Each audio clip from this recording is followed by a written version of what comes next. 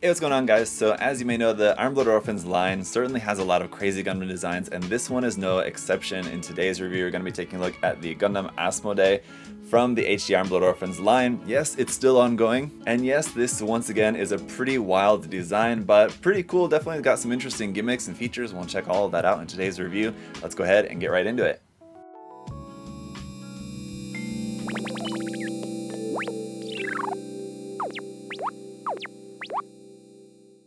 Alright guys, so starting off taking a look at the artwork, we got a very traditional Iron Blood Orphans style box art design, as in like the pose for this is pretty much the same standard pose we've seen on a number of different HGIBO kits, but it does look awesome. It looks very cool. I really like the color scheme of this one. Those bright green accents are looking very cool there, along with that green glow from the eyes there, and of course some nice weathering and just painting effects going on there on the artwork, so it looks very nice. On the side of the box we can see this is number 43 in the HGIBO line. On the bottom of the box, there's a look at a number of different action poses using its different weapons. Well, the main weapon there mostly looks like the Grand Tonfas, but it does have some claws in the feet. It's got a rifle and a wire weapon there. It looks like fire to state of the gigantic javelin.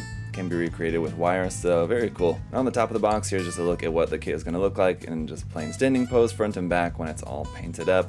Very cool, and then some other HGIBO stuff there. Popping open the box, obviously the kit, after building so many HG Iron Blood Orphan Gundams, you know, the kit should be all pretty familiar as far as like what's in there. The last couple of releases have definitely felt like an improvement over like the first couple dozen of them. But there's a look at the artwork design, very cool, and some information over here in Japanese and in English about the Gundam. On the back side, basically the same kind of stuff we saw on the outside of the box, just with a little bit more information here about the weapons, the Grand Tonfas, the gigantic javelin, or gigant javelin I should say, leg claws, grenades, rifle, and tactics. There you go. And then we've got our color guide down here that's also in Japanese and in English if you want to check that out. Over here we've got the Marcosius and the Hajiraboshi. Both of those were great kits. On the inside we've got the parts list there, and one looks like a couple pages here, the last of the construction being in color, but the rest of this just being kind of your standard assembly manual there. So let's go ahead and check out the runners. And starting off with the foil sticker sheet and seeing what is unfortunately pretty common in the HGI Iron Blood Orphans line, a very large, extensive color correcting sticker sheet here. You hate to see that, but also not too surprised. Got our wire here, which does look to be a pretty nice gauge. PC202 for our polycaps here in that standard dark brownish gray color.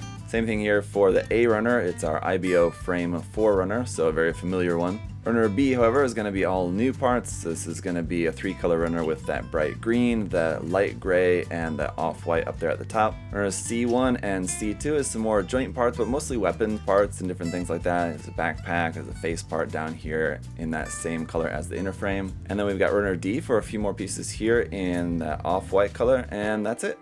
Alright guys, here is the kit all built up. I gotta say, it is a wild design, definitely. And we've seen a lot of wild Gundam designs from Iron Blood Orphans over the years. This one is definitely up there in my opinion as one of the weirdest ones. And that might be a lot of it just due to the color scheme. It's got a lot of really wild colors going on and just the design aspects of it. It's definitely got a really unique look, which I imagine some of you guys will probably love. Some people, it may just not be for you. And if that's the case, you probably haven't even made it this far into the video. But let's go ahead and take a look at its accessories, because it's definitely a very gimmick heavy kit as well.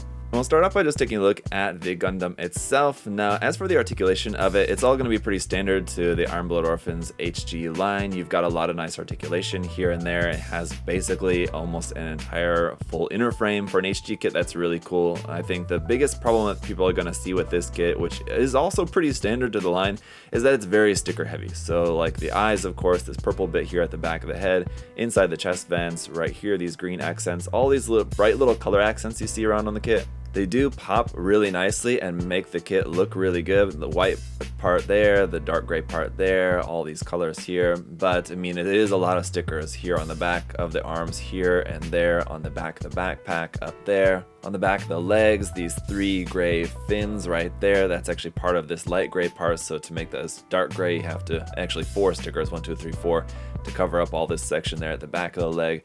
Around here on the front of the leg, green sticker there, gray sticker here on the top of the foot.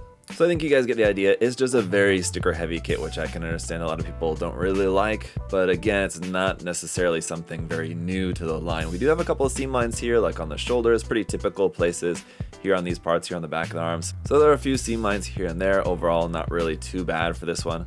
Getting into the weapons, we have the giant javelin, which at first just basically looks like your kind of standard big heavy Iron Blood Orphan style buster sword, but it does have a pretty cool gimmick in that the handle can be disattached, and out of the handle you're going to remove this part here, replace that with this part right on there like that, which is holding a wire which is going to plug into where we took that out of the handle, also by removing that part and popping this down into place. So it does take a little bit of part swapping to get there, but you have this pretty cool gimmick where you have this giant sword which is basically on a long wire, which is definitely very unique and cool, except a couple of things is that the sturdiness of the wire is not really going to hold up the sword blade all that well, so you're probably going to want to put this on some kind of extra stand to hold that up depending on how you want to pose it. And also here at the handle, this part does seem to want to come out of here kind of easily as well, so you might want to glue that again depending on how you want to have it posed. Another weapon here is going to be a pretty straightforward rifle. Nothing really too crazy about this. It doesn't really do anything. It's just a pretty cool looking rifle design. The cool thing about it though is that you can store this here on the back skirt. Lift up this backpack part a little bit, lift up this part, and then you can pop this into place right in here. That fits down there like so, and you can close that up, and it's held in there pretty securely. So that's a pretty nice way to store that. Moving on here to the arms, or the grand tonfas. This is a part that you can swap to either be pointing forward or back. It shows that in the manual, but it really mostly shows it pointing back.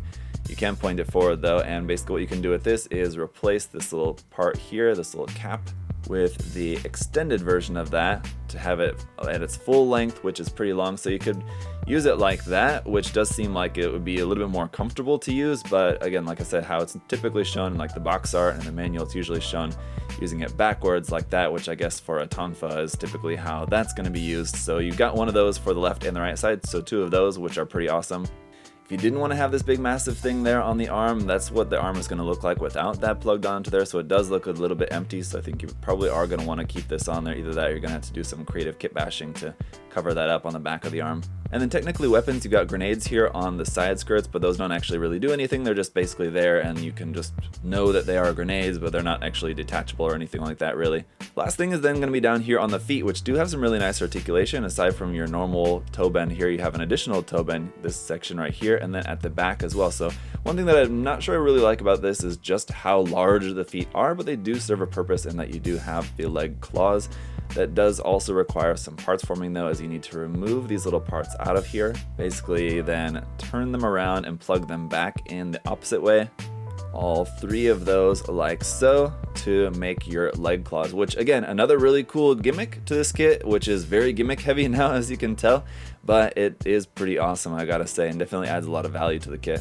And that, I think, is a really good way to summarize this kit in general. I think it does have a lot of value. There are definitely pros and cons to it. The big con, I think, is just going to be how sticker heavy it is. The other one, aside from that, I think is just going to be how flimsy this kit can be. I really don't want to harp too much on that because I don't want you guys to take away from this video that it's just a floppy mess of a kit.